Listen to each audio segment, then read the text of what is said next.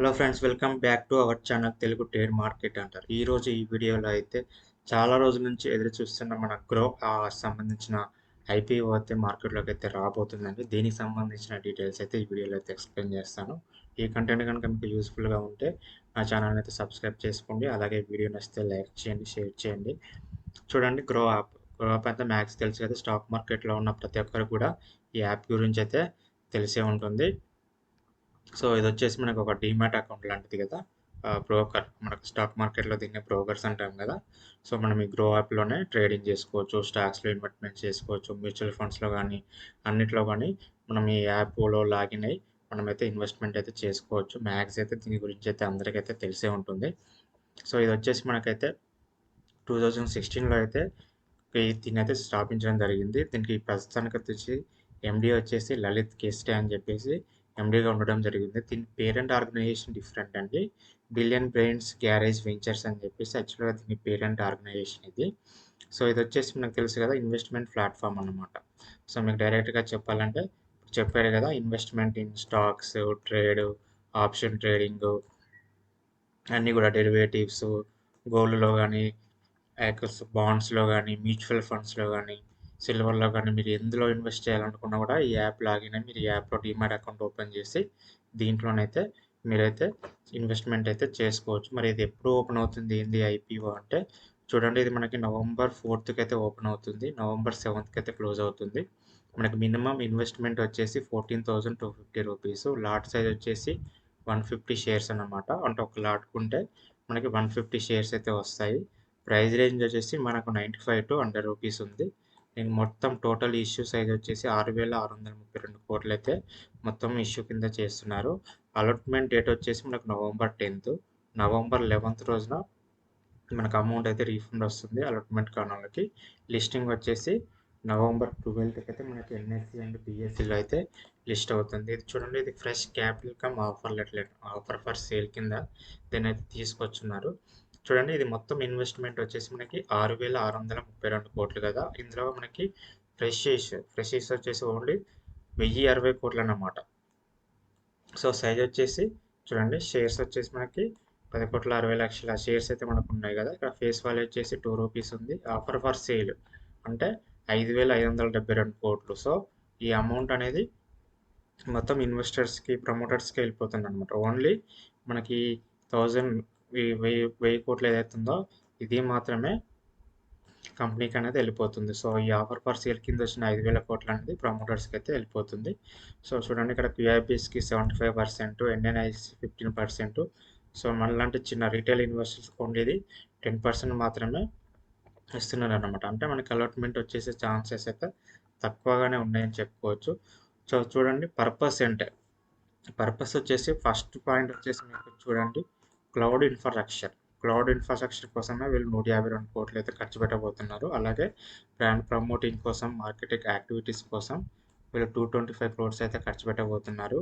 అలాగే investment of the market subsidies, GCS, NBFC వీటన్నిటి కోసము 205 కోట్లు అని చెప్పేసి వీళ్ళు అనౌన్స్ చేశారు. అలాగే investment in one of the JIT and funding in MTF business కోసం అయితే 167 కోట్లు అయితే ఖర్చు పెట్టబోతున్నారు. సో చూడండి, ఇందులో పాజిటివ్స్ ఏంటి అంటే డామినేట్ మార్కెట్ పొజిషన్ అనమాట. సో ఇప్పుడు అందరూ ట్రేడింగ్ చేస్తున్నారు కాబట్టి ఎవరైతే మా స్టాక్ మార్కెట్లో ఇన్వెస్ట్మెంట్ చేయాలనుకున్నా, ట్రేడింగ్ చేయాలనుకున్నా ఇది ఒక మంచి మార్కెట్లో అంటే నిలదొక్కునే యాప్ అనేది చెప్పుకోవాలన్నమాట ఈ గ్రో అనేది. సో మనకు ప్రాబ్లం అయితే ఉండదు కాబట్టి ఇది కూడా ఒక పాజిటివ్ అయితే చెప్పుకోవచ్చు. Next, strong and profitable financials. ఇప్పుడు లేటెస్ట్గా ఏవైతే మనకు ఫినాన్షియల్ ఇయర్స్ క్లోజ్ అనేవో అందులో ఈ కంపెనీ అనేది ప్రాఫిటబుల్గా ఉందని కూడా చెప్పుకోవచ్చు. నెక్స్ట్, ఇది యూజర్ ఫ్రెండ్లీ ప్లాట్ఫామ్ అనమాట. స్ట్రాంగ్ బ్రాండ్ అనమాట. మీకు చూడండి, ఎక్కడ యాడ్స్లో చూసినా మీకు గ్రో అని చెప్పేసి మీకు చాలా యాడ్స్ వస్తుంటాయి కదా. సో మనకి ఇది మంచి బ్రాండ్ ఉన్న కంపెనీ అని కూడా చెప్పుకోవచ్చు. ఇది మనం ఈజీగా ట్రేడింగ్ చేసేటప్పుడు అయితే ఈజీగా 1 క్లిక్తో మనం బై కానీ, సెల్ కానీ ఇలాంటి మనకి ఈజీ ఇంటర్ఫేస్ అనమాట. అంటే చదువుకునే వాళ్ళకి కూడా ఈజీగా అర్థమయ్యే రీతిలో మనకి ఇంటర్ఫేస్ అనేది ఉంటుందన్నమాట. సో మనం ఈజీగా ఇన్వెస్ట్మెంట్ అయితే చేసుకోవచ్చు అని చెప్తున్నారు.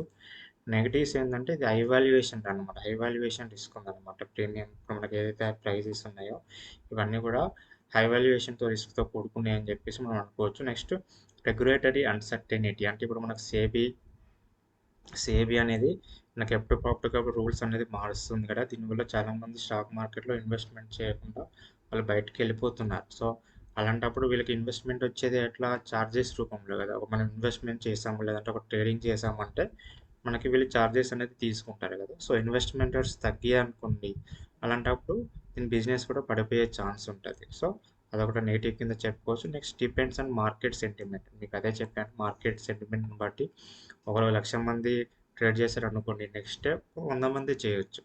అంటే అందరికీ గ్రో యాప్‌లోనే ఉండాలని అకౌంట్ ఏం లేదు కదా! కొంతమంది గ్రో యాప్, యాంకిల్ వన్ చాలా యాప్స్ ఉన్నాయి కదా! ట్రేడింగ్ అకౌంట్స్ సంబంధించినవి. సో, ఎందులోనైనా చేసుకోవచ్చు. అందరూ గ్రోలోనే చేస్తారని రూల్ ఏం లేదు కదా! సో, అదొక పాయింట్ అనమాట. Next intense competitive pressure. So, మీకు కాంపిటీషన్ కూడా బాగానే ఉంది కదా! చాలా బయట అయితే చాలా డీమ్యాట్ అకౌంట్స్ అయితే ఉన్నాయి. సో, వాటి నుంచి కూడా మనకు కాంపిటీషన్ ఉందని చెప్పుకోవచ్చు. నెక్స్ట్ ఫైనల్‌గా వచ్చేసి మనకు చూడండి వీళ్ళు 23లో 24, 25 మీకు ఎవ్రీ ఇయర్ కూడా అసెట్స్ అయితే పెరుగుతూనే ఉన్నాయి. ఇక్కడ టోటల్ ఇన్కమ్ కూడా చూడండి 23లో 1000, మళ్ళీ 24 మార్చ్‌కి వచ్చేసరికి 2000, 30 జూన్ 24కి వచ్చేసరికి మళ్ళీ ఇక్కడైతే తగ్గింది.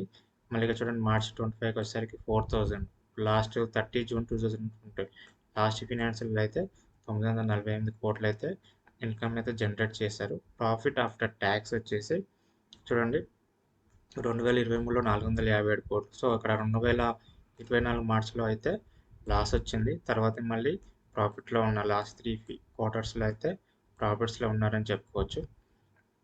నెక్స్ట్ ఎబిడాటా కూడా బాగానే ఉంది. బట్ ఇక్కడ 30% మార్చ్ ఇక్కడైతే పెరిగింది. బట్ మళ్ళీ ఇక్కడ చూడండి మీకు 24లో అయితే మళ్ళీ ఇక్కడ తగ్గింది. నెక్స్ట్ నెట్ వర్త్ కూడా బాగానే ఉందని చెప్పుకోవచ్చు. Next reserves and suppliers total barring. So, ఇవన్నీ కూడా ఓకే. బట్ ఏంటంటే ఇది లాస్ట్ 2-3 ఇయర్స్ నుంచే ఒక బాగా పర్ఫార్మెన్స్ చేస్తుందని అయితే చెప్పుకోవచ్చు. అందుకే మేమైతే తెలిసి రిటైల్ ఇన్వెస్టర్స్‌కి వీళ్ళు సేఫ్టీ అనేది ఓన్లీ 10% మాత్రమే. ఎందుకంటే రిస్క్ అనేది ఎక్కువగా ఉంటది కదా! ఇది. సో, అందుకని రిటైల్స్‌కి ఓన్లీ 10% మాత్రమే సేబీ అనేది అనౌన్స్ చేసిందని అర్థమవుతుంది. సో, ఇక్కడ ఆర్‌ఓఐ గానీ, ప్యాట్ మార్జిన్ గానీ, ఎబిడేటా మార్జిన్ గానీ, ప్రైస్ టు బుక్ వాల్యూ గానీ, మార్కెట్ క్యాపిటలైజేషన్ గానీ, సో, ఇవి కూడా పర్వాలేదని చెప్పుకోవచ్చు. నెక్స్ట్ జీఎంపీ వచ్చేసి అయితే ఇక్కడ చూడండి యాజ్ పర్ మార్కెట్ డేటా నేను వీడియో చేసే టైంకి అయితే ఇట్లా ఉంది. సో, ఇదైతే తగ్గుతుంది. బట్ లిస్టింగ్ అయ్యే టైంకి ఇది తగ్గుతుందా, పెరుగుతుందా ఏందనేది మనమైతే చూసుకోవాలండి. సో, మీకు కనుక ఈ వీడియో నచ్చినట్లయితే లైక్ చేయండి, షేర్ చేయండి. Thank you.